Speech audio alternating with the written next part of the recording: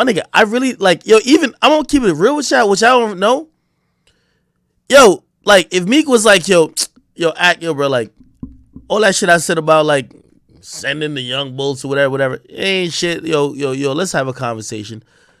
Bro, I really don't take things to heart like that, bro. You know? And I would have, it don't gotta be a sit down with Meek. If Meek wanted to talk on the phone, I'll be down to do it. I do know that egos in rap go very hard because everybody wants to be the tough guy. And for me, I just realized, there was which rapper said this?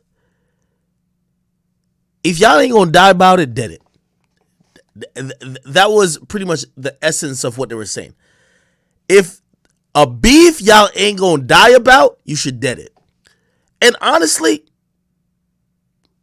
I don't got beef with rap niggas like that. I'm always gonna defend my platform. But even if it comes to, and by the way, even with, like, I was telling people in the Discord earlier, like, I think, Cash reached out to me from EXO, and if you ask me, I think he's reaching out to bridge a gap between me and Nav, because they want, like, they're probably thinking, if Act wasn't so against you, maybe whatever. Anyway, my thing is that, like, bro, I don't hate Nav. Like, if Nav came out and be like, bro, yeah, you know what, Act got his faults and shit like that, but yeah, I shouldn't have just came out and just said some crazy shit about him because, like, you know what I mean? Because, like, all these things be acting like I don't got no platform to stand on. So I love standing on my platform. I told Meek when I was in a call with him, I said, Meek, you don't need me, but I don't need you. And if you ever think that like, without you, I can't survive, I'm about to show you. And, like, with Nav, if Nav, like, again, I'm not looking for apologies, but he feels like, Act, bruh, I shouldn't have done this, but Act, you shouldn't have done that. And we could have a conversation. Most of these niggas, they don't look at media as people that you need to have discussions with. They want to dictate to you what's up. And that'll never happen with me. I'll keep a grudge against you forever. But if Nav ever hit me up to talk, don't make funny comments in my Instagram, like, post. If Nav wanted to solve this, Nav could hit me up and say, Ack, let's get on the phone.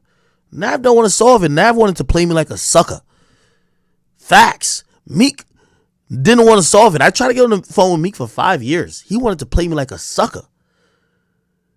And he only showed up when there was 6,000 people in the room on Clubhouse and he's just started talking big bullshit.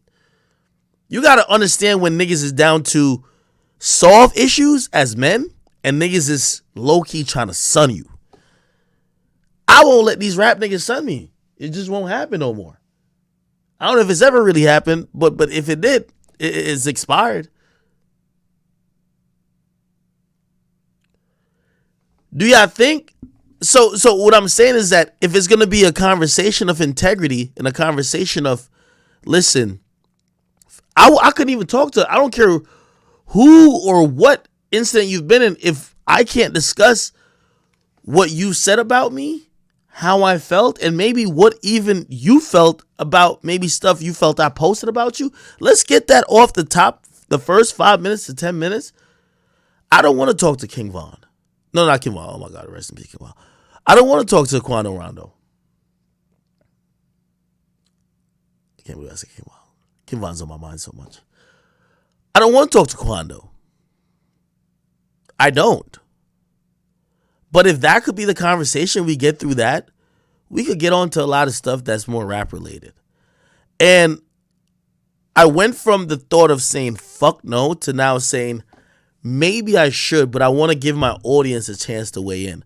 Because, by the way, you know when all these people like, disrespect me, they do whatever, you know who's usually there around for me, bro? There's never another rapper. There's no street nigga who I have in the cut who I'm like, I got like $1 million on his bond if he ever kill a nigga for me.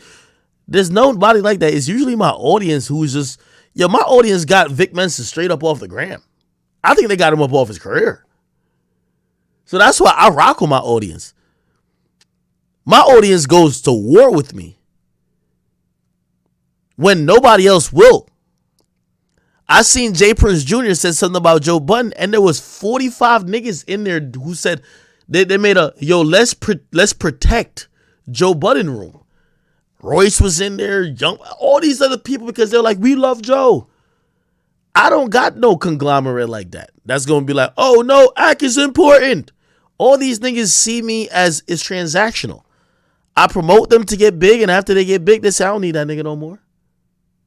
So I'll never have that. But you know who I always have? My audience. Who I always have? I see my. I look at. That's why I want all my meme pages, all my chat nigga pages to be rich.